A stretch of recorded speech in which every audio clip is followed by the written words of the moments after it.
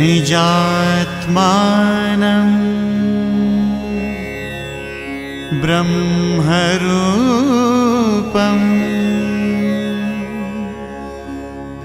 देहत्रयविलक्षणम् विभाव्यतेन कर्तव्या भक्तिः कृष्णस्य सर्वदा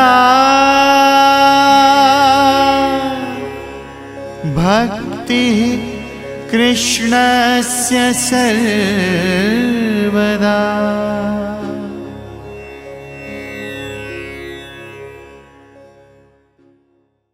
ભગવાન સ્વામિનારાયણે લોયાના બીજા વચનામૃતમાં શૂરવીર ભક્તોની ભક્તિને બિરદાવી છે. આજે આપણે શિક્ષાપત્રી સંજીવનીમાં એવા એક ભક્ત રત્નનો લાભ લેવાના છીએ, જેઓએ ભગવાન સ્વામિનારાયણની દ્વિશતાબ્દીમાં પાર્ષદ દીક્ષા અને હરિપ્રસાદ સ્વામી મહારાજની સુવર્ણ દીક્ષા મહોત્સવ વખતે ભાગવતી દીક્ષા લેવાનું જેઓને સદભાગ્ય સાંપડ્યું એવા પૂજ્ય સાગરબેનનો આજે આપણે લાભ લેવા જઈ રહ્યા છીએ. સાગરબેન શાસ્ત્રોના ખૂબ અભ્યાસુ. એ જ્યારે સ્વાધ્યાય ભજન કરે ત્યારે જે હરિરસમાં ડૂબી જાય એ અમે ઘણી વખત જોયું છે. તેઓ ખૂબ ભજનીક. ગુરુ હરિપ્રસાદ સ્વામી મહારાજે 2008માં ગુરુ હરિપ્રસાદ સ્વામી મહારાજે પેટની બીમારી ગ્રહણ કરી. સ્વામીજી બોમ્બે હોસ્પિટલમાં હતા અને ત્યાંથી એવા સમાચાર આવ્યા કે કદાચ સ્વામીજીને પેટની સર્જરી કરાવવી પડશે. એ વખતે સાગરબેને અંતરતમના પોકારથી 18 દિવસમાં 18,000 માળાનું ભજન કર્યું, જેની રોજની 2 કલાક પણ બેસવાની કેપેસિટી નહીં. એ સાગરબેન 10-10 કલાક સુધી બેસીને ભજન કર્યું. આ છે એમની પ્રભુ સાથેની દેહથી પારની પ્રીતિ. સાગરબેન ને પોતાની સાધનામાં તો ભજનનો આધાર લીધો જ છે, પણ ભક્તો માટે પણ એટલું બધું ભજન કરે. ભક્તોના સુખે સુખી, ભક્તોના દુઃખે દુઃખી, એવા એ ભક્તોના પણ સહૃદય બન્યા છે. ખૂબ દિલદાર ભક્ત છે. ભક્તો માટે સેવામાં સદાય તત્પર રહે એવા સાગરબેનના સ્વાધ્યાયનું આજે આપણે સૌ આચમન કરીએ. અક્ષરધામથી અમની જે દેહ ધારી રહ્યા, આપ્યા સુખ અપાર ભક્ત જનને દિલે ધરીને દયા. કીધા ચારુ ચરિત્ર ગાન કરવા જેને કરુણા કરી, વંદુ મંગલ મૂર્તિ ઉરધરી સર્વોપરી શ્રી હરિ. જેની સાધુ સુવાસ આજ જગમાં શ્રીજી સ્વરૂપે દિશે, ધર્મ જ્ઞાન વૈરાગ્ય ભક્તિ મહિમા એક એકથી શ્રેષ્ઠ છે. બોલે બોલ મોલ શબ્દ મથુરા, સાક્ષાત સુધા તો જરે. એવા સ્વામી હરિપ્રસાદ વિપુને સ્નેહે નમી સૌ કરે. જેના દિવ્ય સુદિવ્ય જે ચરિતમાં વિલસી હરિ તો રહ્યા, સંબંધે થઈ શૂન્ય જે વિચરતા દાસત્વ ધારી રહ્યા. આપે અક્ષર સુખ ભક્ત જનને સુહૃદ બની સર્વદા. એવા સ્વામી પ્રબોધદાસ ગુરુને ભૂલકા સહુ સેવતા. એવા સ્વામી પ્રબોધદાસ ગુરુને ભૂલકા સહુ વંદતા. સહજાનંદ સ્વામી મહારાજની જય, અક્ષર પુરુષોત્તમ મહારાજની જય, શાસ્ત્રીજી મહારાજની જય, યોગીજી મહારાજની જય, ગુરુ હરિપ્રસાદ સ્વામી મહારાજની જય જય જય. દાસાનુદાસ પ્રબોધ જીવન સ્વામી મહારાજની જય જય જય. હરિપ્રબોધમ પરિવારની જય જય જય. દાસના દાસ થવાની જય જય.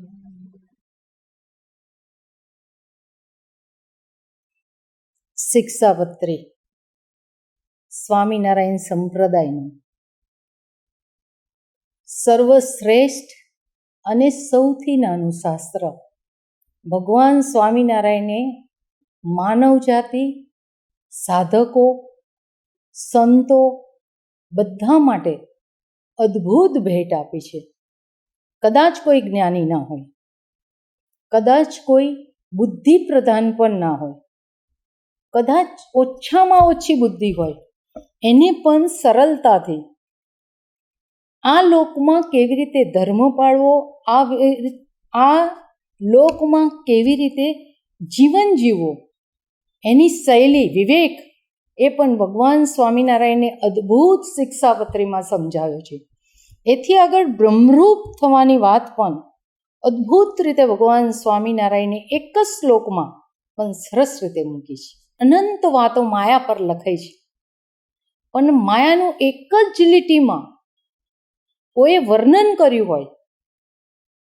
તમે આખું શાસ્ત્ર ભરાય એટલી વાત કરો અને માયાની એક જ લીટીમાં વર્ણન કર્યું કે માયા શું છે, તો કે અહમ અને મમત્વને કરાવનારી છે.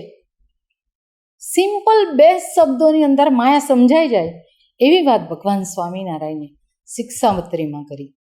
એવી બધી જ વાતો, એવી ભક્તિની વાત, એવી મહાત્મ્યની વાત, એવી જ્ઞાનની વાત થોડાક જ શબ્દોમાં ભગવાન સ્વામિનારાયણે મૂકેલી છે.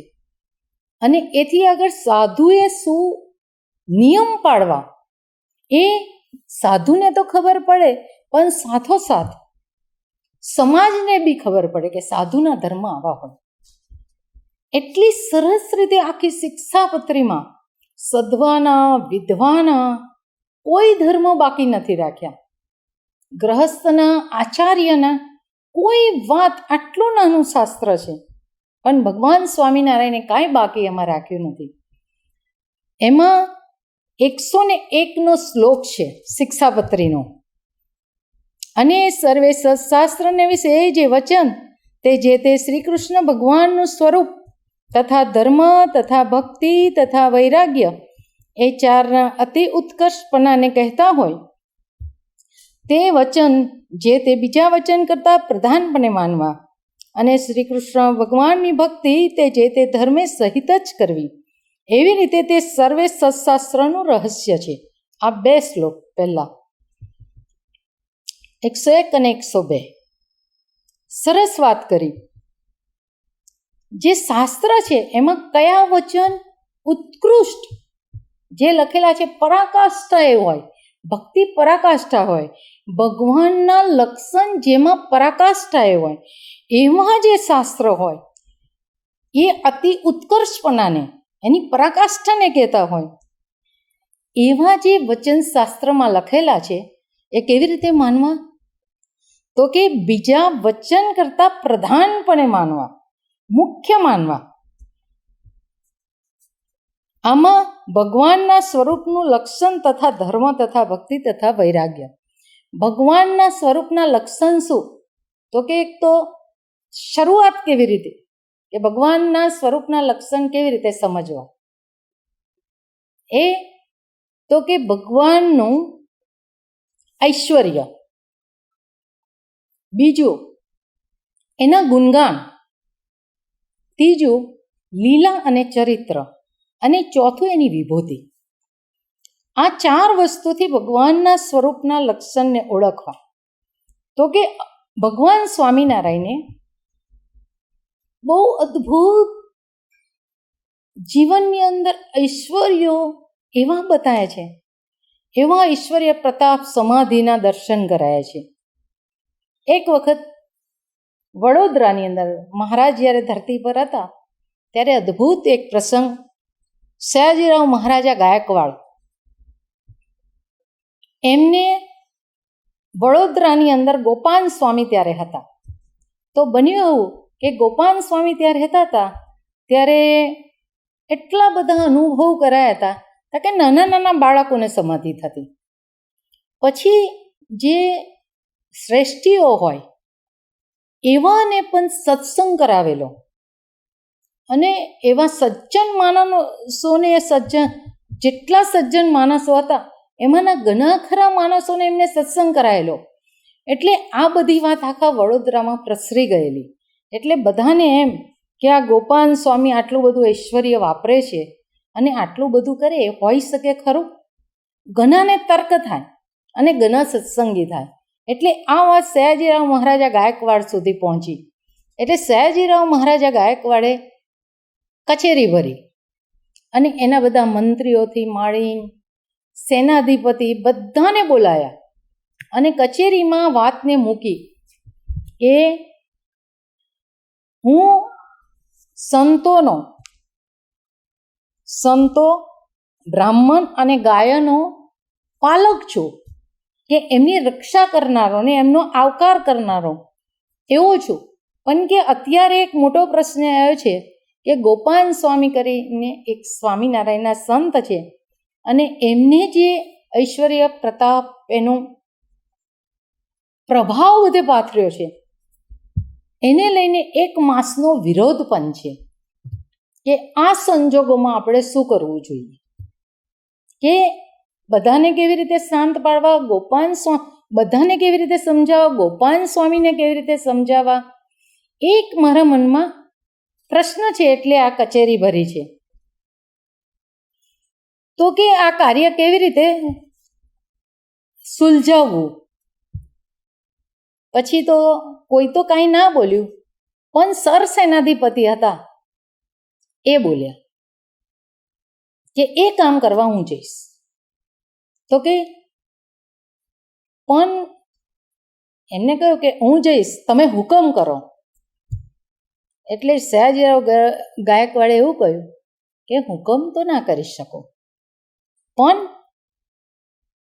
તમે એને કેવી રીતે સમજાવવું એના માટેનું એ કરો, કે કહો કે કેવી રીતે એને સમજાવો. તાર કે મારી પાસે તાવીજ કે એ છે કે મારી પાસે, અને મારી પાસે એવી વિદ્યાઓ છે કે એ વિદ્યાઓથી એ ગમે તે તંત્ર મંત્ર વિદ્યા જાણતા હશે પણ એ તાવીજથી બધી વિદ્યાઓ એની પાછી વળશે એમ કહ્યું. એટલે પછી એમને પરવાનગી આવી કે જાઓ, તમે જઈ આવો ત્યાં.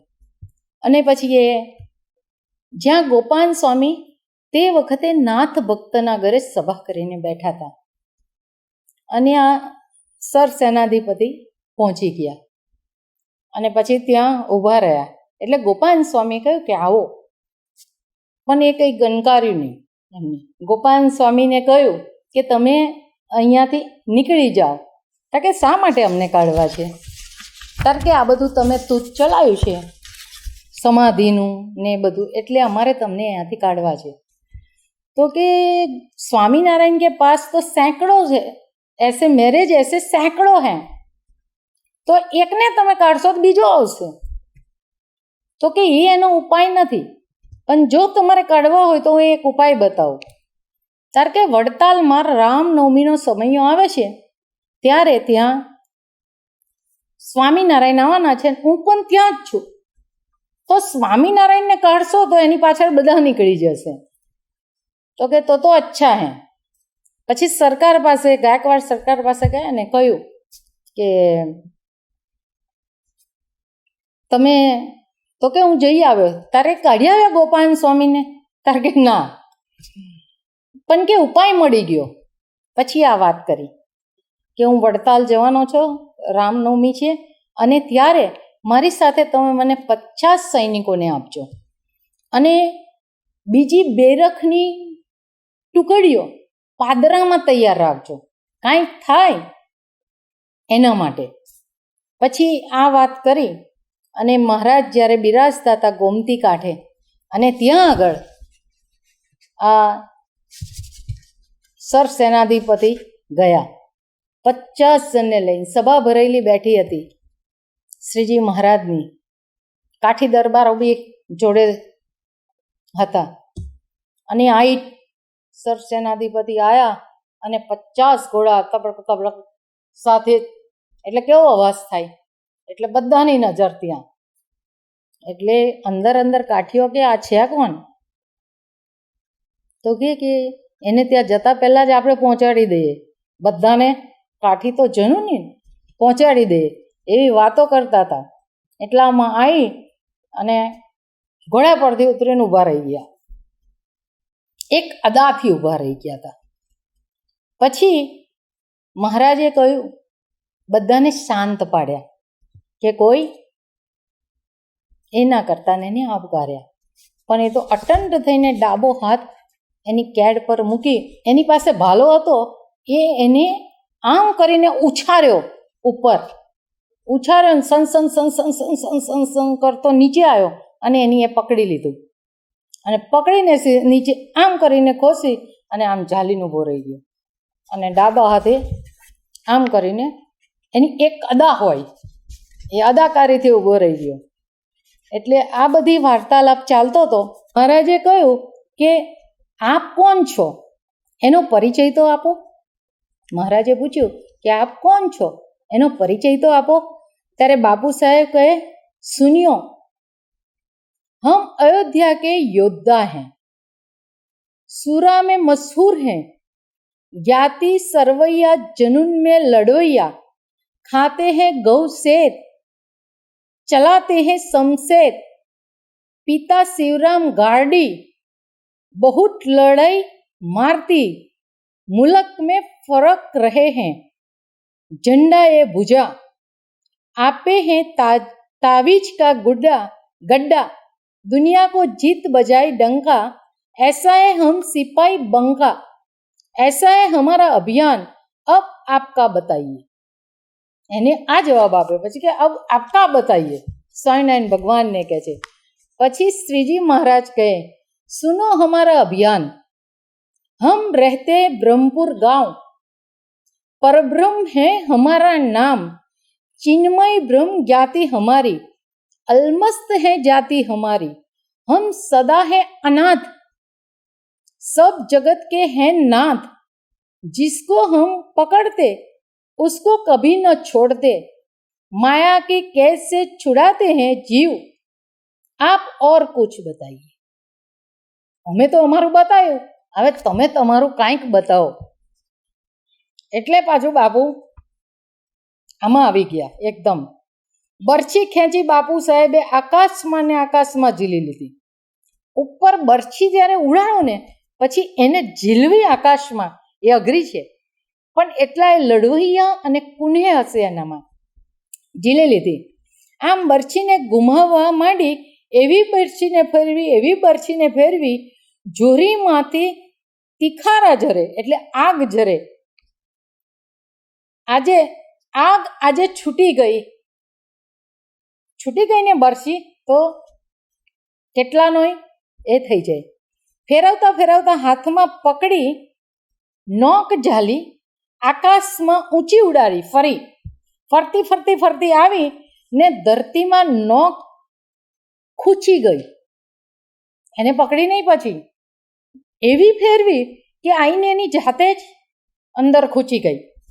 પછી એ જ પોઝિશનમાં ઊભી રહી ગયા, પાછા આમ કરીને ઊભા રહી ગયા, એ જ પોઝિશનમાં ઊભા રહી ગયા. देखो स्वामीनारायण, ये हमारा कट शास्त्र है, शस्त्र है, ये हम छोड़ते हैं तो किसी को नहीं छोड़ते. એ જેની પર અમે છોડીએ છીએ એ કોઈને છોડતું પતાવીને પાછું આવે છે. મહારાજ કે અચ્છા, ये તમારા कट शस्त्र है, तो ये हमारा ब्रह्मशास्त्र है. માળા હાથમાં લઈને કે અમારા બ્રહ્મશાસ્ત્ર હે. મહારાજે માળા ફેરવી, એવી રીતે ફેરવીને માળા લઈ લીધી, આમ ગોળ ગોળ ગોળ ફેરવી અને આંગળી લઈ લીધી અને માળાને ફરતી રાખી. મહારાજે આંગળી પર લીધીને માળા ઓટોમેટિક ઉપર ફરવા માંડી. મહારાજ કહે, યહ હમારા બ્રહ્મ શસ્ત્ર હૈ, સબ તરફ સે શસ્ત્ર કો કાટતા હૈ.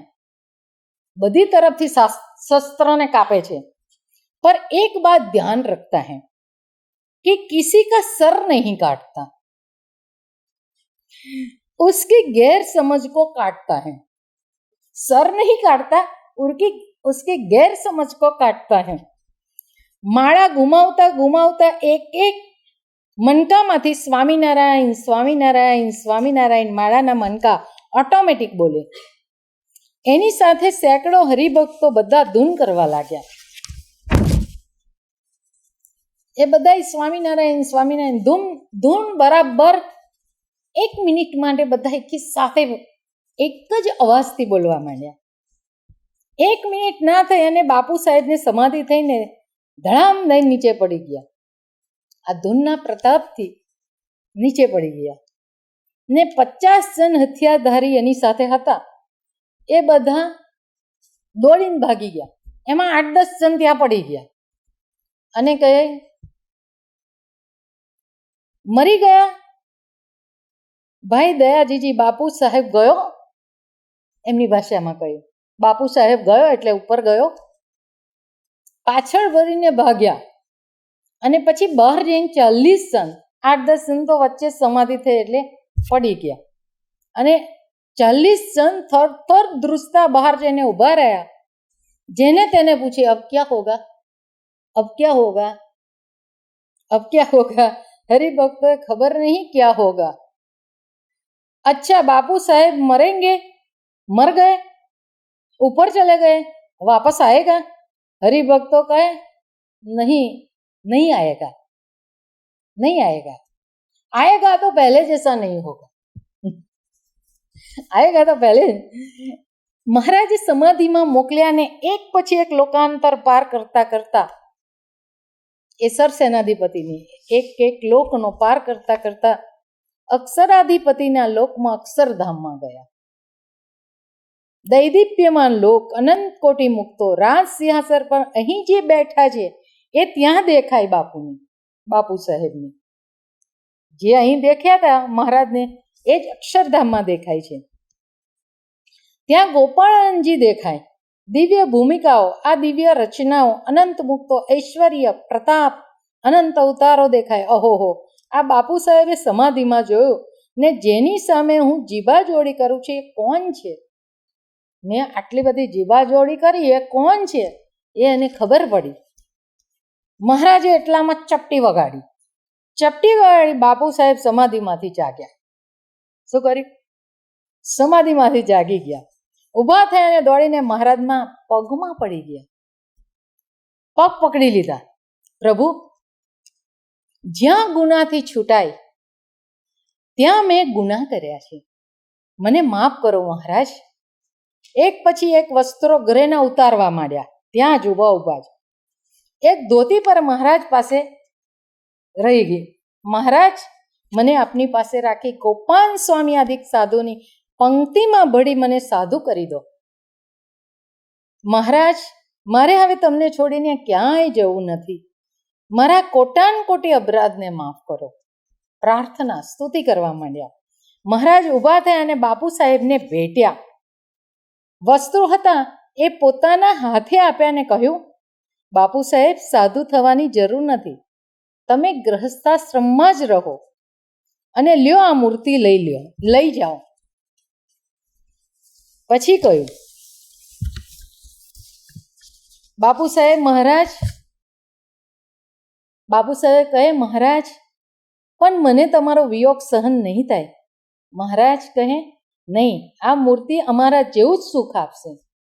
જ્યારે તમે યાદ કરશો ત્યારે આ મૂર્તિમાંથી પ્રગટ થઈને દર્શન દાબીશું. આની પૂજા કરજો, પ્રત્યક્ષ સ્વરૂપ માનજો. પણ જાઓ, તમારે ગોપાલ સ્વામીને વડોદરાથી કાઢી મૂકવા હતા ને? બાપુ સાહેબ કહે, મહારાજ, એ મારા ગુના માફ કરો. મહારાજ કહે, નહીં. બાપુ સાહેબ, એ જ ગોપાલ સ્વામીને લઈને વડોદરા પાછા પધારો.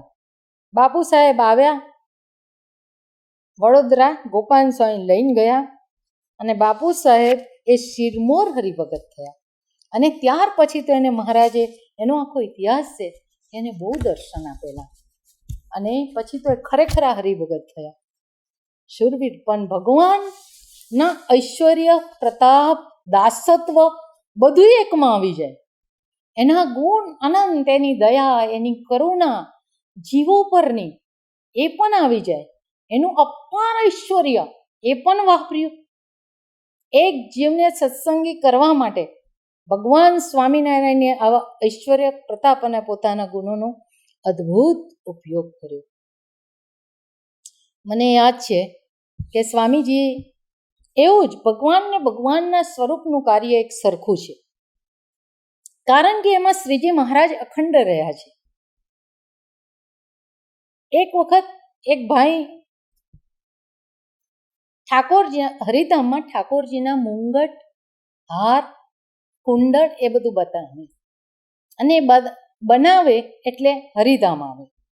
એટલે ગોપાલભાઈ આમ સત્સંગી નહીં, સભા પણ એમને કંઈ ભરતા નહોતા, આજે નથી ભરતા અને ત્યારેય નહોતા ભરતા, પણ સ્વામીજીને વિશે સદભાવ એટલે એક વખત સ્વામીજીના દર્શન કરવા માટે ગયા. દર્શન કરવા માટે ગયા અને એની છોકરીનું લગ્ન હતું અને એની પાસે ફક્ત 365 રૂપિયા. એટલે સ્વામી પાસે જઈ અને સ્વામીજીને વાત કરી કે મારી દીકરીનું લગ્ન છે પણ મારી પાસે પૈસા નથી, 365 રૂપિયા જ મારી પાસે છે. અને સ્વામીજીના ખોળામાં માથું મૂકી અને ગોપાલભાઈ રડી પડ્યા. ત્યારે સ્વામીજી અદ્ભુત વાત કરી. સ્વામીજી કહે, તારે જેવું લગ્ન કરવું હોય એવું કરજે, તારે જેવું લગ્ન કરવું હોય એવું કરજે, તારે જેવો ખર્ચ કરવો હોય એવો કરજે. પછી કહ્યું, મહારાજ બધું ગોઠવી દેશે. જેની પાસે 365 રૂપિયા હોય એ લગ્નનું શું વિચારે? એક સાડી પણ આવે નહીં. પછી સ્વામીજી કહે, ગોપાળભાઈએ આ થઈ ગયું. પછી તો એની આ 2016નો પ્રસંગ છે અને તે વખતે એને એના દીકરીનું લગ્ન કર્યું ત્યારે એની પાસે 10 લાખ રૂપિયા ક્યાંથી આવ્યા, એને કેવી રીતે વાપર્યા, હજી એને ખબર નથી કે લગ્નના પૈસા ક્યાંથી આવ્યા અને ક્યાં મેં વાપર્યા, કશું જ ખબર નથી, આજે પણ નથી એને ખબર. પણ એમાં ભગવાન સ્વામિનારાયણે પોતાના આશ્રિત ખાલી પોતાના ચરણો પકડીને રડ્યા તો સૌથી પહેલાં એને ભગવાન સ્વામિનારાયણની દયા ઉતરી ગઈ એમની ઉપર. અને બીજું, એકલી દયાથી કામ ના થાય, હું દયા તો કરી જાણું, પણ મારી પાસે તાકાત નથી કે એને 10 લાખનું ગોઠવું અને એની દીકરીનું મારા કયા પ્રમાણે લગ્ન થઈ જાય, જેવું તારે લગ્ન કરવું હોય એવું થશે. એ ઐશ્વર્ય છે એનું. એટલે ભગવાન સ્વામિનારાયણ અને ભગવાન સ્વામિનારાયણના આવા પવિત્ર સંત એ આ બધું કરી શકે. એનું અપાર્યો એવા અનેક લક્ષણો સાથે ભગવાન સ્વામિનારાયણને ઓળખવા પડે, એના ગુણને જાણવું પડે, એના ગુણને ગાવા પડે, એના લીલાને સંભાળવા પડે, એના ચરિત્રને દિવ્ય કરીને ગાવા પડે અને એની વિભૂતિઓ જે સંતો છે, જે ભગવાન સ્વામિનારાયણ કે ભગવાનના પવિત્ર સત્પુરુષને વિશે નિર્દોષ બુદ્ધિથી જીવતા હોય એવા સંતોને પણ જાણવા પડે, એનો સમાગમ પણ કરવો પડે અને એના થકી ભગવાનની નિશ્ચય કરવો પડે. ત્યારે આ બધી વાત ભગવાનના સ્વરૂપને જાણવા માટે આ બધું એટલું બધું આવશ્યક છે. પછી એક અદ્ભુત વાત સ્વામીજીની બીજી, સ્વામીજીએ ધરતી પર આવીને મહારાજે જુદી રીતે ઐશ્વર્ય વાપર્યું, સ્વામીજીએ જુદી રીતે ઐશ્વર્ય વાપર્યું, પણ જ્યારે સત્પુરુષ સંત થકી હોય છે ત્યારે જેટલું ઐશ્વર્ય છે એની સાથે દાસત્વ પણ એટલું પ્રધાનપણે હોય છે. અને સ્વામીજીના દરેક ઐશ્વર્યની પાછળ એક દાસત્વ પણ છુપાયેલું હોય છે. સ્વામીજી 13/2/2021ના દિવસે અનિર્દેશ છે, નવો અનિર્દેશ છે, એની અગાસીમાં બધાએ દર્શન કરતા અને આપણે બધા એ નીચેથી દર્શન કરેલા છે કે બેસતા હતા, ત્યારે સ્વામીજી રોજ અગાસીમાં આવે તે દિવસે સ્વામીજીએ અગાસીમાં આવ્યા અને અશોકભાઈ સાથે હતા.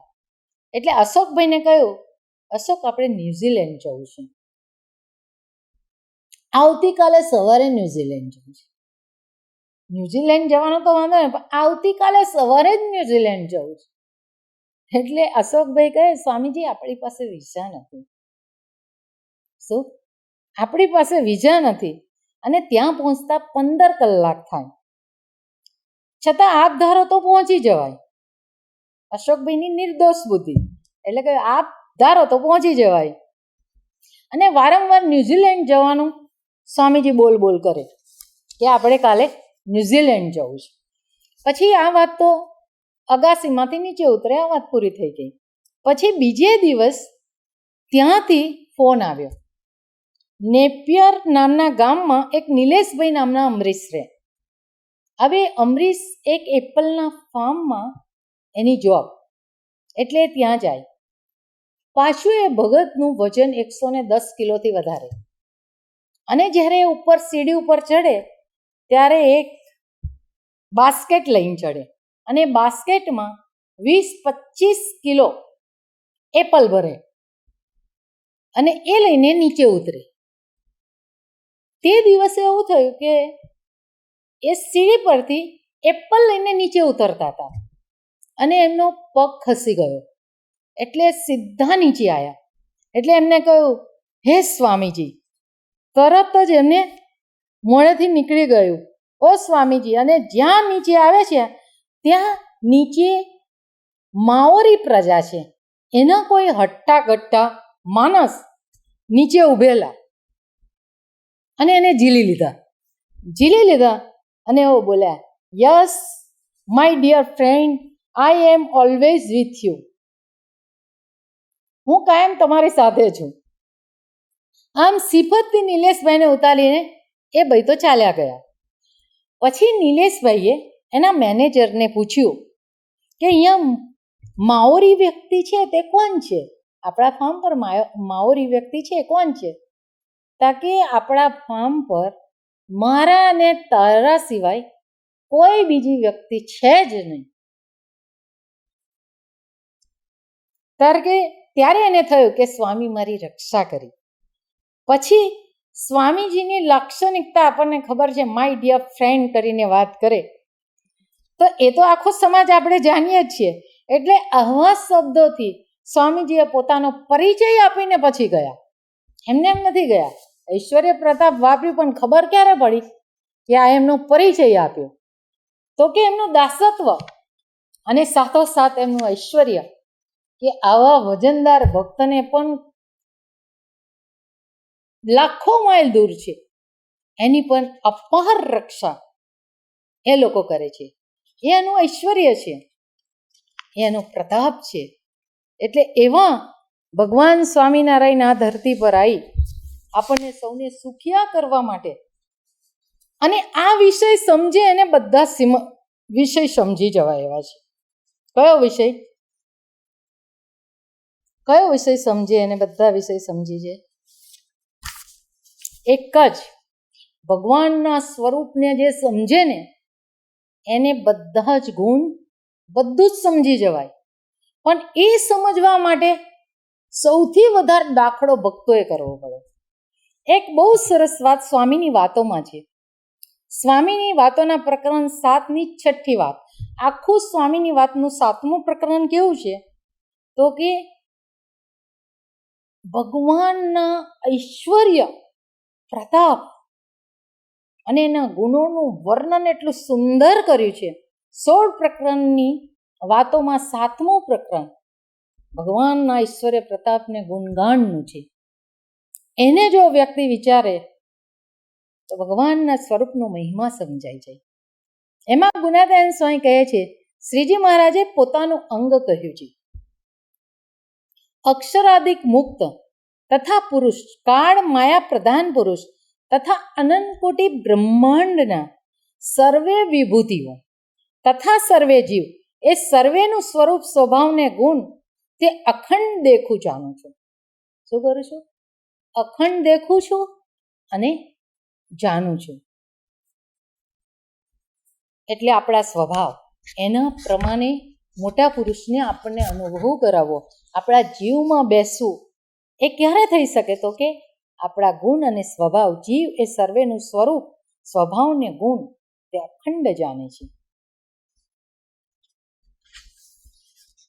આપણા ગુણ શું હશે? એને ખબર જ છે કે જીવોમાં લાખો ટન અપેક્ષા પડી છે. લાખો ટન અપેક્ષાઓ એટલે ઉપેક્ષા હોય જ. લાખો ટન નહીં.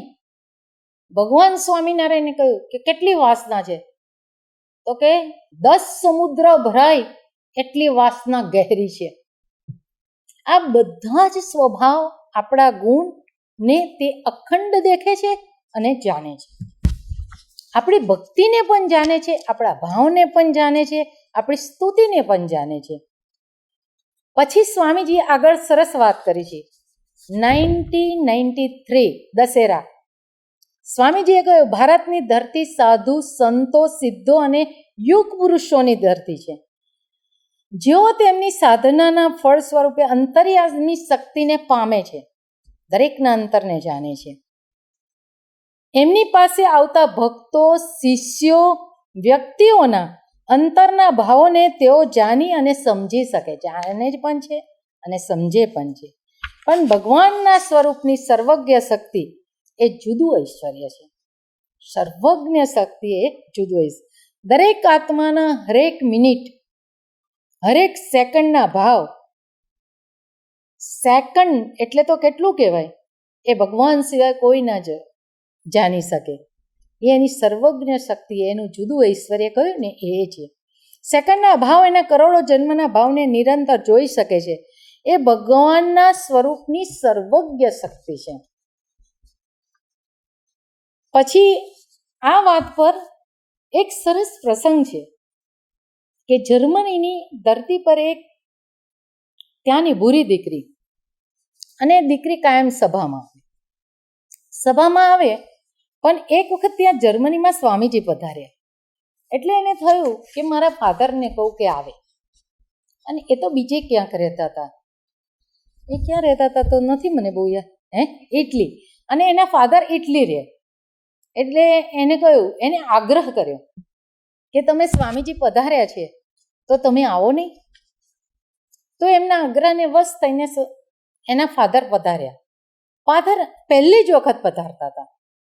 પહેલી વખત આવ્યા, સ્વામીજીના દર્શન કર્યા અને સ્વામીજીની સામે બેઠા. સ્વામી કે મણિભાઈને કહ્યું કે મણિભાઈ લાવો કંઠી, આપણે અમને પહેરાવીએ, વર્તમાન ધરાવીએ. એ મણિભાઈ શોખ કે આ પહેલી વાર આવે છે, એને વર્તમાન શું ખબર નથી. પછી સ્વામીજીએ વર્તમાન ધરાય, કંઠી પહેરાઈ અને પછી કહ્યું કે એમને પંચ વર્તમાનનું સમજાવી દેજો, આના નિયમ જે છે એનું સમજાવી દેજો. અને પછી સ્વામીજી ચાલીને પધરામણી કરવા ગાડીમાં બેસી ગયા. પછી મણિભાઈ સાથે હતા. પછી કહે, રસ્તામાં મણિભાઈએ ગુરુહરિને પૂછ્યું કે આજે આપણે આપની રીતિનીતિથી અલગ લીલાના દર્શન કરાવે.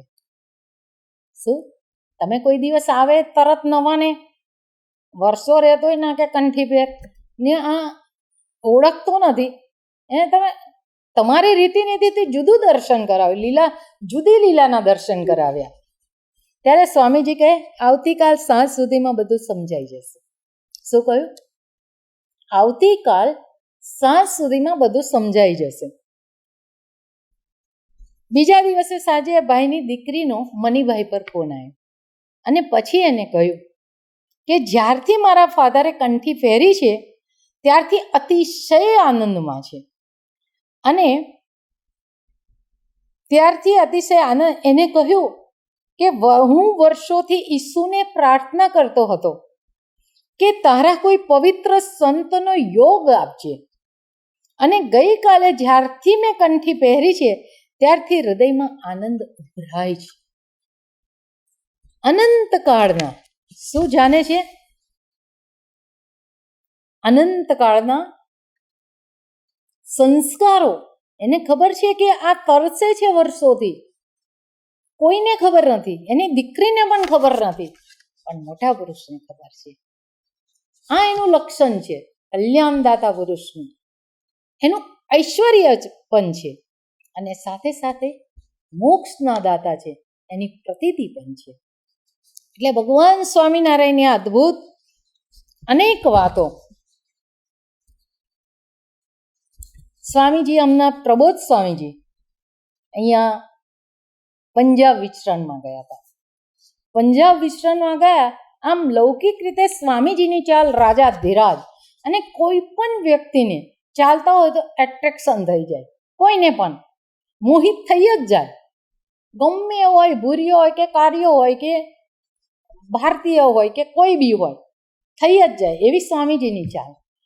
બીજી બાજુ પ્રબોધ સ્વામીની પ્રકૃતિ ગરીબ, એમની ચાલમાં રાજાધિરાજ પર નહીં, પણ સહજતા અને બીજું સુદ્રઢતા. એમની ચાલમાં સુદ્રઢતા છે, રાજાધિરાજ નથી, ગરીબાઈ પણ છે અને સુદ્રઢતા પણ છે. એમની રીતિનીતિ જુદી છે.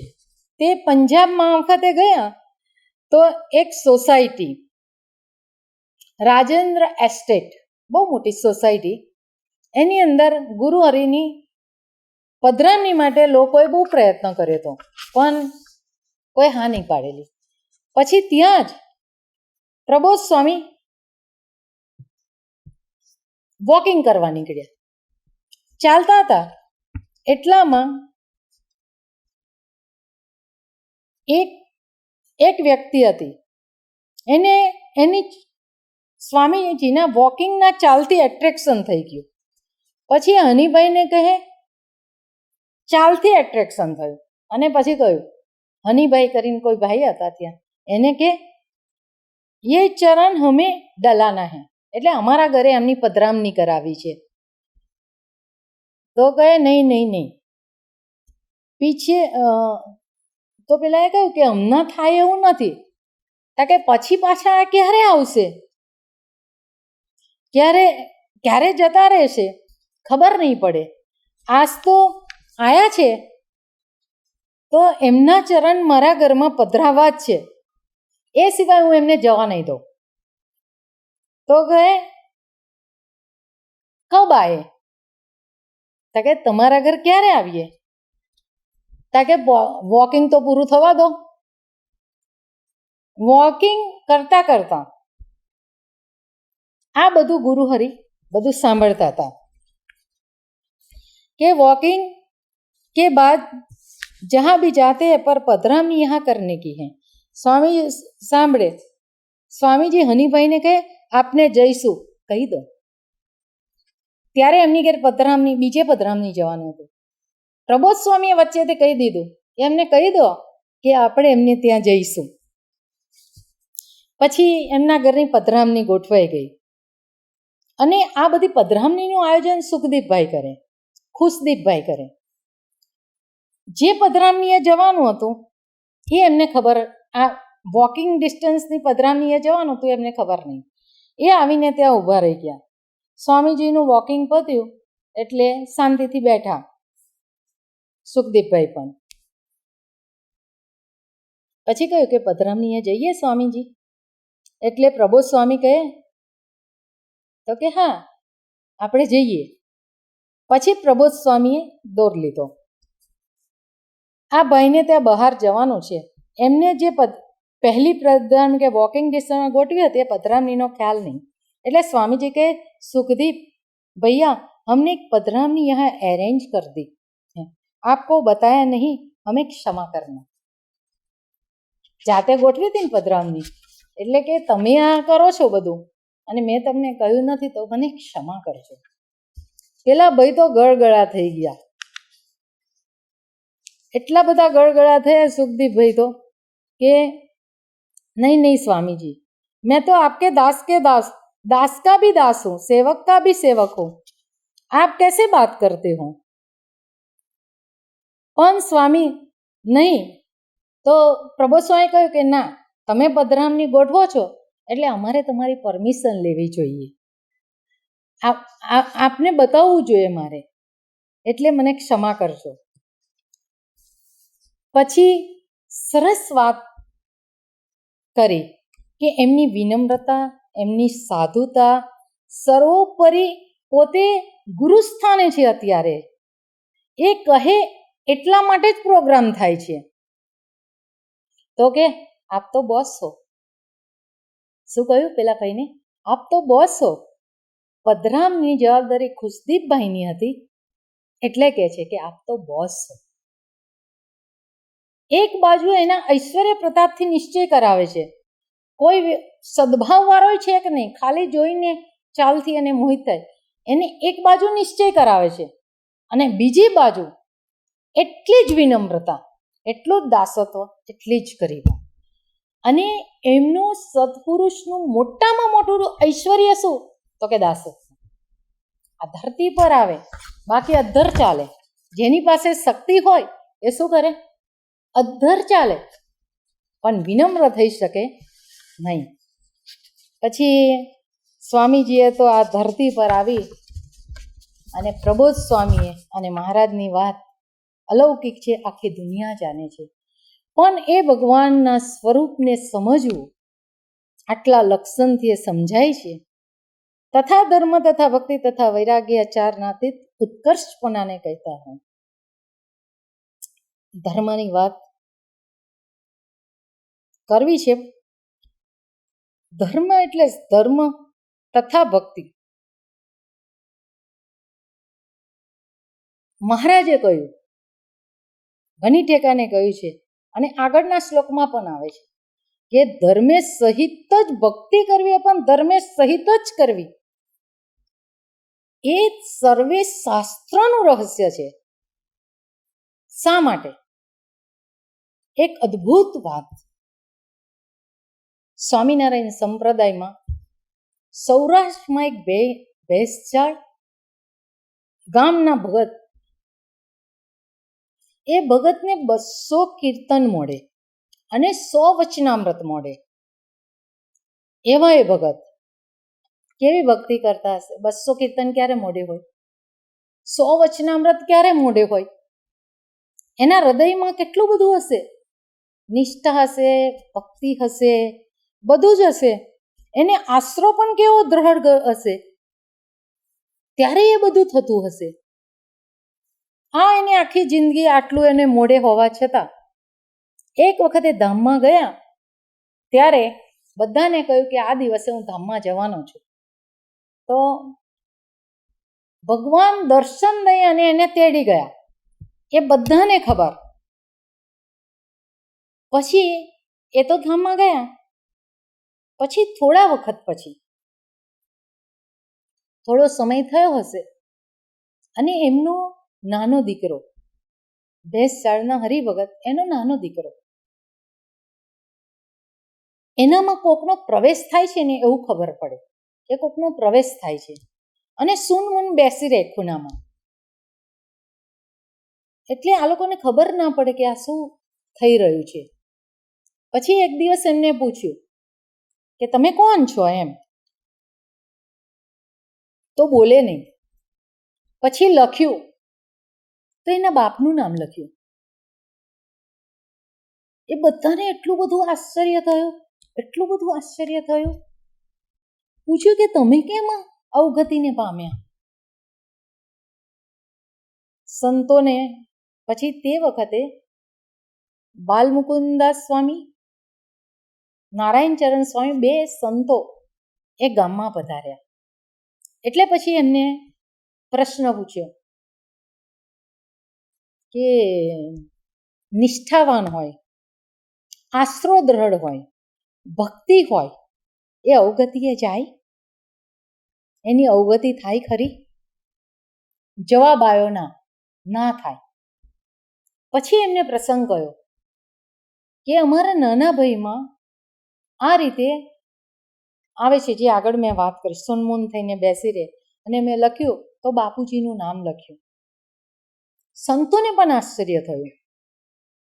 અને પછી કહ્યું કે તમે તો ગયા હતા અક્ષરધામમાં, તો કેવી રીતે અવગતિ પામ્યા? કારણ કે જ્યારે મહારાજ મને લઈને જતા હતા, અક્ષરધામના અતિપતિ, સર્વ સુખના દાતા, એ લઈને જતા હતા. અને તે વખતે ગામના તળાવ પર સ્ત્રીઓ સ્નાન કરતી હતી. એમાં મેં રાગથી જોયું, એટલે મહારાજે મને ધક્કો મારી દીધો. એમને એમ તો જીવ વિષય વાસના સાથે જ છે, પણ ભગવાન સાથે હોય તો પણ વિષય અને વાસના છૂટતા નથી. એટલે ધર્મ કેમ પાડવાનો? એટલે પાડવાનો. અને પછી કે મને ધક્કો માર્યો, એટલે તળાવની બાજુમાં આંબલીનું ઝાડ છે, એની નીચે એક પથ્થર છે, એની નીચે હું લીલો સાપ થઈ અને રહું છું.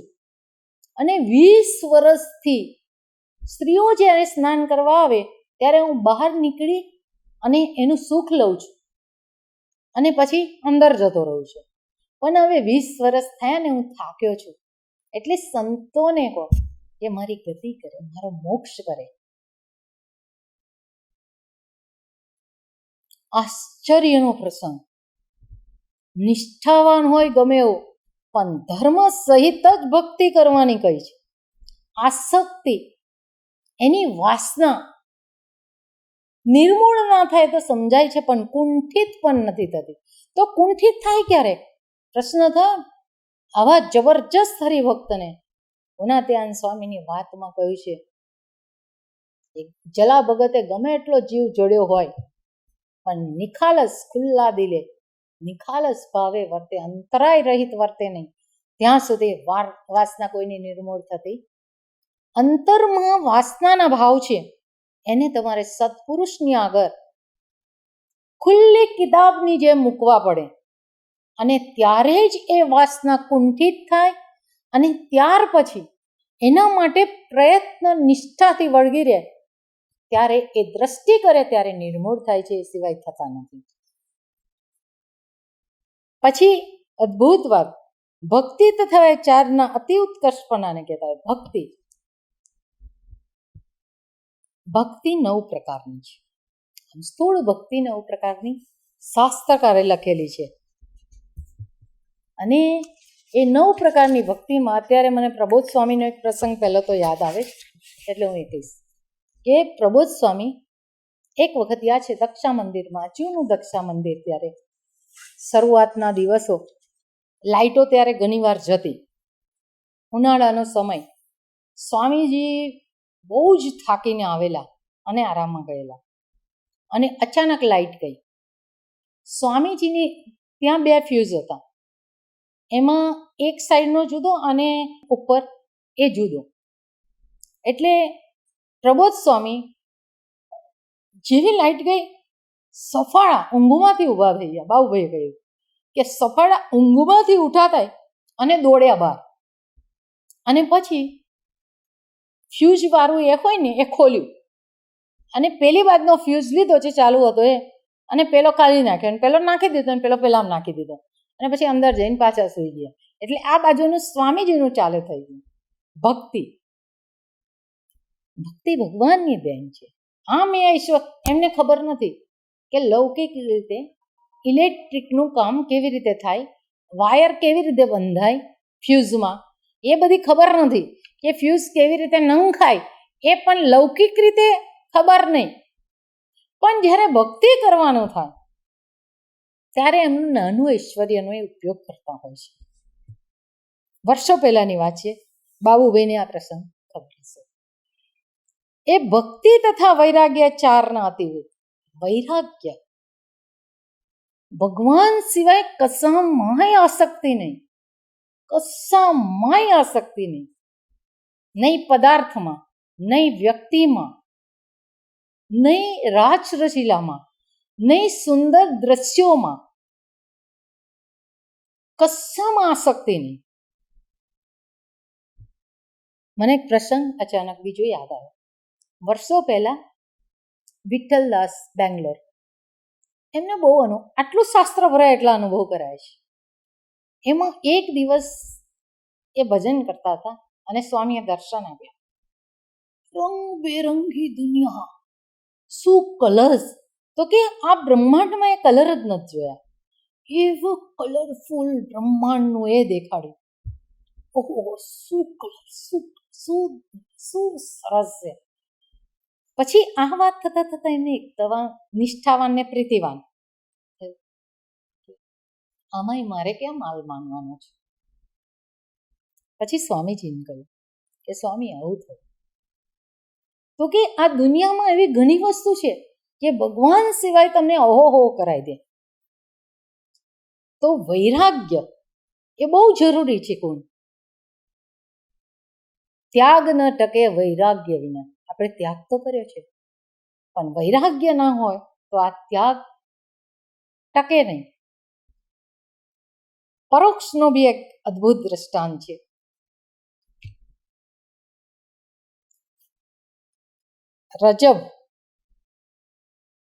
રજબ નામનો એક દીકરો લગ્ન કરવા જતો હતો, અને એ લગ્ન કરવા જતો હતો. નાચ ગાન ઢોલક વાગતા હતા, એક બાજુ નાચ ગાન થતું હતું, ઘોડા પર બેઠો હતો. સહેરા કે નહીં લોકોને આ લટકાવેલી હોય, એ સહેરા લટકતા હતા. અંદરથી એ ધીરે ધીરે એની માસુકા એને જોવા માટે આમ અંદરથી ચારે બાજુ નજર ફેરવતો હતો. માંડવો સામે દેખાતો હતો. હવે લગ્નની માંડવે પહોંચવાની થોડીક ક્ષણો બાકી છે, અને અચાનક એના ઘોડા પાસે એક ફકીર આવીને ઉભા રહ્યા. એની નજર પડી એટલે ફકીરે એને કહ્યું કે રજબ, તूने गजब कर दिया, आया था प्रभु मिलन को, माया में चला गया. શું કહ્યું? आया था प्रभु भजन को, माया में चला गया, हरि मिलन को, माया में चले ગયા. અને જાગી ગયો આત્મા. ઘોડા પરથી છલાંગ મારીને નીચે સંત સાથે ચાલી ગયો. આ ભારત છે. ગમે ત્યારે માયાનો ફેર સંત એવા કોઈ આવી જાય અને તમને એ ચોટ લાગી જાય, તરત ઉતરીને એની પાછળ એની એટલી સેવા કરી, 22 વર્ષ સેવા કરી, પડછાયો બનીને સેવા કરી. અને પછી એના ગુરુ શરીર છોડી દીધું. તે દિવસે આંધળો થઈ ગયો. એટલે બધા ડોક્ટરો અને ફકીરોએ, હકીમોએ કહ્યું કે અમે તારી દવા કરીએ આંખની. તો કે જેને જોવાના હતા એ જતા રહ્યા. વૈરાગ્ય આનું નામ. જેને જોવાના હતા જતા રહ્યા. હવે શું? હવે જોવાનું નથી. એ વૈરાગ્ય. સ્વામિનારાયણ સંપ્રદાયમાં એવા કેટલાય સંતો છે જેનો વૈરાગ્ય, અદ્ભુતાનંદ સ્વામીની વાત છે, બહુ લાંબી છે, પણ હું ટૂંકમાં કહીશ તમને. બહુ અદ્ભુત વાત છે. એક વખત મહારાજ બેઠા હતા અને બધા સંતો ભેગા થયા હતા, પછી છૂટા પડવાના હતા.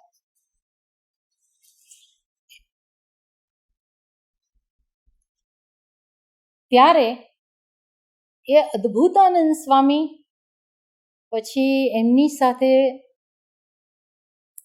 બીજા કોઈ સંત હતા, નરનારાયણાનંદ કે એવું કંઈક હતું, એ તો મને આમ. એ એક સંતને મોકલ્યા પૂના, એમને મોકલ્યા દક્ષિણમાં, સ્વરૂપાનંદ સ્વામીને મોકલ્યા અયોધ્યા સાહેબ, કાશી મોકલ્યા. એવી રીતે બધા સંતોને જુદે જુદે વહેંચ્યા. અદ્ભુતાનંદ સ્વામી આ પોતે પણ જતા હતા, અને એમને તે વખતે એક ગામમાં વાસ કર્યો.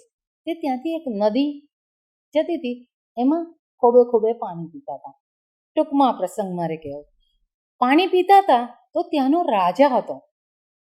એ જુએ કે આ કોઈ ફકીર છે, કોઈ સંત છે, અને એને તપાસ કરાઈ કે કોણ છે. પછી આવીને એમનો જે દરવાજો હતો એમાં ધ્યાન કરવા બેઠા. એટલે તપાસ કરાઈ, પછી કે એને મહેલમાં લઈ આવો. એટલે અદ્ભુતાનંદ સ્વામી મહેલમાં પધાર્યા. મહેલમાં આવ્યા એટલે પછી એની બધી સેવા સરફરા જે થતી હોય એ બધી કરી. એના રાજગુરુને બોલાયા, એને મળાયા.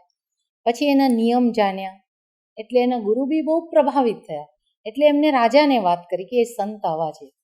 એટલે કહ્યું કે અમારા રાજમાં આવીને રહો, કે મારી વાઈફ બી તમારા દર્શન કરવા આવશે, કારણ કે સ્ત્રીઓથી અમે દૂર રહ્યા છીએ, અમારા ગુરુની આજ્ઞા નથી. એટલે ત્યાં રહ્યા, રાખ્યા, અલાયદી વ્યવસ્થા આપી.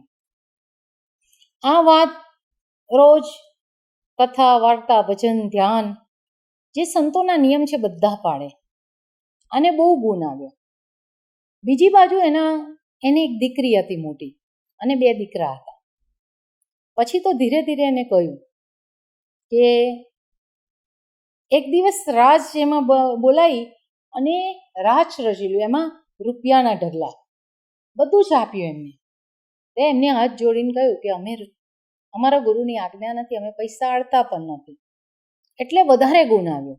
પછી એના મનમાં, રાજાના મનમાં થયું કે મારી દીકરી માટે આથી સારો મૂર્તિઓ ક્યાં મળશે.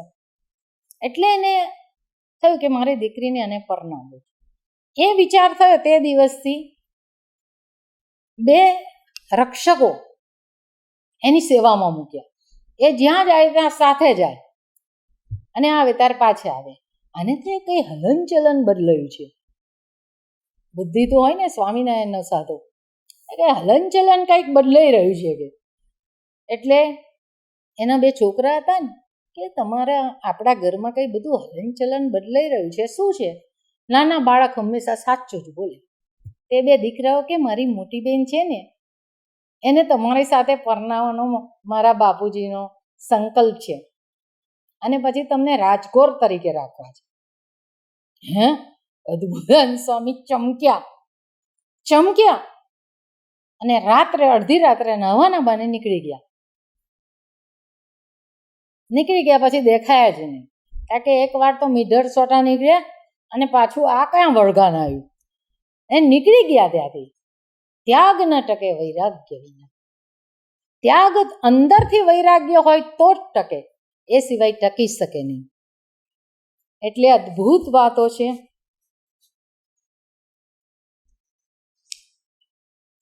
પછી તે વચન જે પ્રધાનપણે શ્રી કૃષ્ણ ભગવાનની ભક્તિ તે જે તે ધર્મે સહિત જ કે, એવી રીતે સર્વે સત્શાસ્ત્રનો હસ્ય છે. 9 પ્રકારની ભક્તિની વાત વચ્ચે આપણે આવતી હતી. ભક્તિમાં 9 પ્રકારની શરૂઆત, ભગવાન માટે પ્રેમ થવા માટે શરૂઆત શેનાથી થાય? તો કે 9 પ્રકારની ભક્તિથી થાય, જે શાસ્ત્રમાં બહુ જગ્યાએ લખ્યું છે. શ્રવણ ભક્તિ, બીજી કીર્તન ભક્તિ, જે કળિયુગમાં શ્રેષ્ઠ ભક્તિ કહેવાય છે, કારણ કે મન ધ્યાન કરે એવા નથી, મન શાંત રહે એવા નથી. એટલે કીર્તન ભક્તિ શ્રેષ્ઠ છે. નામ સ્મરણ એટલે સ્મૃતિ કરવી ભગવાનના સ્મરણ સાથે. સેવા, ચરણની સેવા, અને બીજી નીચી ટેલની સેવા. અર્ચના, પૂજા, વંદન, અષ્ટાંગ પ્રણામ અને પંચાંગે પ્રણામ. એ વંદન. દાસભાવે ભગવાનની આજ્ઞા પાડવી. હનુમાનજીએ હંમેશા, ગોપાલ સ્વામી હંમેશા દાસત્વનું. ગુણાત્યાન સ્વામીનું આખું જીવન દાસત્વથી ભરેલું છે. એમને દાસભાવે જ ભક્તિ કરી છે. પ્રબોધ સ્વામીનું જીવન દાસભાવ. આ 9 પ્રકારની ભક્તિ પ્રબોધ જીવન સ્વામીના જીવનમાં જોવા મળે. 9 પ્રકારની. મિત્ર ભાવે નિષ્કપટપણે વર્તવું, અને આત્મનિવેદન એટલે સર્વસ્વનું સમર્પણ કરવું, જે બલિરાજાએ કર્યું. વ્યવહારમાં એટલે આ 9 પ્રકારની ભક્તિનું કારણ શું છે? તો કે આ 9 પ્રકારની ભક્તિમાં એક ભક્તિ સર્વશ્રેષ્ઠ છે, અને એ છે શ્રવણ ભક્તિ. શ્રવણ ભક્તિ પૃથુ રાજાએ 1000 કાન માંગ્યા. આપણે તો 2 કાનથી સાંભળવા જઈએ તો થઈ જાય છે ઘણાને, એવું નહીં બધાને થાય છે, એવું નથી કહેતી. પણ શ્રવણ ભક્તિ શ્રેષ્ઠ છે. અને એ શ્રવણ ભક્તિ એવી ભક્તિ છે કે આપણો બુંદ સૃષ્ટિનો દેહ છે, એ શબ્દ સૃષ્ટિનો દેહ બંધાય પછી બ્રહ્મનો દેહ બંધાય છે, એ પહેલાં નથી બંધાતો. એટલે શ્રવણ ભક્તિ શ્રેષ્ઠ કહી છે. અને આ 9 પ્રકાર જોઈ લો પ્રબોધ સ્વામીમાં એકે બાકી રહેતો હોય તો. મેં જોયું છે કે સ્વામીજીની વર્ષો પહેલા ગામડે ફરતા તો સ્વામીજીની ચાદર લઈને ફરે. હવે એ જમાનામાં સગવડ નહીં હોય, મને નથી ખબર, એટલી પટલી મલનું કાપડ હોય ને એટલી પટલી ચાદર, એ ચાદર તમે પાથરો એટલે કેવી કરસલી કરસલી કરસલી થઈ જાય, બરાબર. પણ મને યાદ છે પ્રબોધ સ્વામી પાથરે એટલી કડક પાથરે, સ્વામીજી પોઢીને ઉઠે ને કરસલી ના પડી હોય. સેવા, કોઈ પણ પ્રકારની પરિચર્યા ભગવાનની કરવી, કેવી રીતે કરવી એ જોવું હોય તો પ્રબોધ જીવન સ્વામીના જીવનમાંથી જોવા મળે. દંડવત, આજે 70, 71, 72 વર્ષ થયા પણ આજે દંડવત સવારથી સાંજ સુધી 70 દંડવત કરતા હશે. અને આજનો નિયમ નહીં, સાધુ થઈને આ ત્યારનો છે. આમાંની એક પણ ભક્તિ એવી નથી કે જે પ્રબોધ સ્વામીએ ના કરી હોય. સ્વામીની વાતો મોઢે છે ને કીર્તનો મોઢે છે. બધી જ ભક્તિ સ્વામીજીના ભગવાનના ગુણ ગાવામાં સર્વશ્રેષ્ઠ ભક્તિ એ પણ એ કરી રહ્યા છે. એટલે 9 પ્રકારની ભક્તિ આપણને શીખવાડે છે. રિયલ ભક્તિ તો એ છે કે બ્રહ્મરૂપે ભગવાનની ભક્તિ એ કરવી એ શ્રેષ્ઠ ભક્તિ છે. પણ સત્પુરુષ આપણને દરેક વાત એમના માધ્યમથી કાયમ આપણને શીખવાડતા રહે છે. અને એથી આગળ અને શ્રુતિ તેને પ્રતિપાદન કર્યો છે સદાચાર તે ધર્મ જાણવો. સ્મૃતિ એ એટલે વેદોની સ્તુતિઓ, અને સ્મૃતિ એટલે સત્પુરુષ પાસેથી, એટલે આગળના જે આ સૃષ્ટા પુરુષો એમની પાસેથી જે વાણી સાંભળી અને પછી લખી લેવી એને સ્મૃતિ કહેવામાં આવે છે. એમાં મનુસ્મૃતિ અને યાજ્ઞવલ્કલ સ્મૃતિનું તો મહારાજે શિક્ષાપત્રીમાં પણ એ કરી છે, અને બીજું પરાશર સ્મૃતિ. એવી રીતે એવી સ્મૃતિઓ છે એ ગ્રંથો. એમાં ધર્મની જે વાત કરી છે એમાં 2 પ્રકારનો ધર્મ. એક સામાન્ય ધર્મ એટલે ગ્રહસ્થને 11 નિયમ છે આમ તો, અને પંચવર્તમાન, ચોરી, માંસ, દારૂ, વ્યભિચાર, જુગાર, અને સાધુને 5 પ્રકારનું, એનો પણ 5 પ્રકારનો ધર્મ. કયો? નિસ્નેહી, નિર્લોભી, નિષ્કામી, નિસ્વાદી, નિર્લોભી. નિર્માન ધર્મ મુખ્ય. એટલે એ પ્રકારના સાધુના ધર્મ છે, એ સામાન્ય ધર્મ છે. અને અસામાન્ય ધર્મ શું છે તો કે એકાંતિક ધર્મ. એકાંતિક ધર્મ એ અસામાન્ય ધર્મ છે. એ ગ્રસ્ત માટે પણ છે, સાધુ માટે પણ છે. એ મહારાજે અંત્યના 39માં એકાંતિક ધર્મની વાત એક જ લીટીમાં કરી છે. તો કે શું? સ્વામીજી આ વાત બહુ મોટું વચનામૃત છે. આત્મા અને પરમાત્માનું જ્ઞાન, આત્માને પરમાત્માની લગની લાગી જવી. 3 દેહથી વિલક્ષણ એવો જે હું આત્મા, આ 3 દેહનો વ્યવહાર મારે વિશે છે જ નહીં, વણવાનો જ નહીં. એની જે લગની લાગી જાય અને ગણે જ નહીં. આપણે સત્પુરુષને આટલું બધું કેમ માનીએ છીએ? આપણી પાછળ તો આટલો દાખલો કરીએ, કોઈ પાછળ ફરે છે? કોઈ નથી ફરતું. એમની પાછળ બધા લટકેલા જ કેમ રહે છે? દેહનો એકે ભાવ એમને વિશે નથી, કેવળ ભગવાનને પ્રગટ રાખ્યા છે પોતામાં. એટલા માટે આખી દુનિયા એવી લગ્ની જેને લાગી જાય ને એ સિદ્ધ થઈ જાય એકાંતિક ધર્મ, એટલે પછી એ પરમ જ્ઞાની કહેવામાં આવે છે. એટલે ભગવાન સ્વામિનારાયણે આ બધા સદાચાર મૂક્યા. છેલ્લી વાત, પ્રતિભા એવો જે સદાચાર ધર્મ જાણો શ્રી કૃષ્ણ ભગવાનની વિશે મહાત્મ્ય જ્ઞાનાશય જે ઘણો સ્નેહ તે ભક્તિ. કરતી જાઉં. મહાત્મા જ્ઞાને સહિત જે ઘણો સ્નેહ એટલે શું? અદ્ભુત એક પ્રસંગ સ્વામિનારાયણ સંપ્રદાયનો. ભગવાન સ્વામિનારાયણના વખતનો 200 વર્ષ પહેલાની વાત છે. આ મહેમદાવાદ છે, અમદાવાદની નજીકમાં મહેમદાવાદ. મહેમદાવાદની અંદર બેચર ભટ્ટ રહે. એ નિષ્ઠાવાન સત્સંગી, ભક્તિવાળા સત્સંગી, નિર્માની સત્સંગી એવો એ ભગત. મહારાજને દોડી દોડીને એની પાસે રહેવા જવાનું મન થાય. એ ભગતને ઘેર એ કંઈ જાહો જલાલી વાળું ઘર નહોતું, મધ્યમ વર્ગના હતા, પણ એનો પ્રેમ ને નિષ્ઠા જોઈને મહારાજ એને ત્યાં ઉતરે. બીજું, મહેમદાવાદમાં જ્યારે જ્યારે જાય ત્યારે બધાના ઘરે થાળ કરવા ના જાય, એના ઘરે જેનો વારો હોય થાળ લઈને આવે ને જમાડે. એવી રીતે રાખેલી મહારાજે. અને ત્યાં એક દુર્લભ રામ કરીને પણ બ્રાહ્મણ, પણ એ શ્રેષ્ઠી, બહુ પૈસાવાળો. અને એને એક દીકરો હતો, એ પોતે ભોલેનાથનો નિષ્ઠાવાળો ભગત.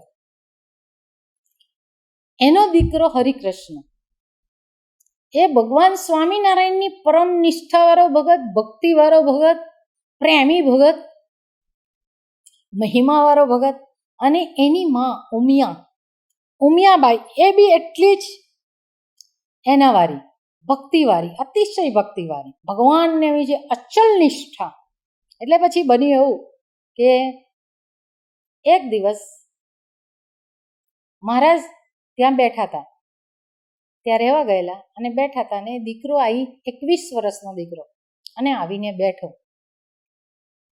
તો હરિકૃષ્ણને કહ્યું, હરિકૃષ્ણ, મહારાજને 2 જ હતા.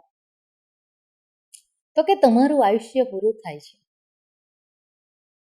તો કે હા મહારાજ. પછી મહારાજે કહ્યું કે અનંત બ્રહ્માંડમાં કોનું ધાર્યું થાય હરિકૃષ્ણ? કે મહારાજ આપનું ધાર્યું થાય. તો કે અમારે તમને રાખવા હોય તો અમે રાખી શકીએ છીએ, તમારી ઈચ્છા હોય તો અમે રાખીએ, અમારે તમને સાધુ કરવા છે, પણ તમારા બાપને તમે એકના એક દીકરા છો એટલે સાધુ થવા નહીં દે. હા મહારાજ કે મને લગ્નની વાત કરે છે અને મને ચિતરી ચડે છે, મને ઝેર જેવું લાગે છે, એટલે મારે પરણવું તો નથી, માટે મને ધામમાં લઈ જાઓ. પછી મહારાજ કે સારું, આવતીકાલે સવારે મેં તમને ધામમાં લેવા આવશું. કે હા મહારાજ. રાતે જઈને સૂઈ ગયું, એને તો કોઈને વાત નથી કરી. સવાર થયું, ધાની ફૂટ્યો તાવ અચાનક એના શરીરમાં આવ્યો. એટલે એને એની માને બહુ મારી કે માં, કે શું બેટા? કે મને બહુ ધાની ફૂટ્યો તાવ. એટલે એની માએ એને થોડી ઘણું જે કંઈ કરવાનું હશે, ઓઢાડવાનું હશે, રૂમમાં પથારી પાથરીને એને સુવડાવી દીધું. પછી કે બેટા આજે, અને જોગાનું જેવું તે જ દિવસે મહારાજનો થાળ ઉમિયાબાઈને કરવાની વારી હતી. એટલે એને થોડી ઘણી રસોઈની તૈયારી કરી અને આ બાજુ આવીને એનું કરીને પાછી રસોઈ કરવા ગઈ. કલાક એક થયો એટલે પાછો અવાજ કર્યો હરિકૃષ્ણે કે માં, મહારાજ આવ્યા. એટલે તો બહાર જોવા ગઈ. કે અહીં તો નથી. કે તઈ નહીં, આપણા ઘરમાં અંદર ઓરડામાં આવ્યા છે.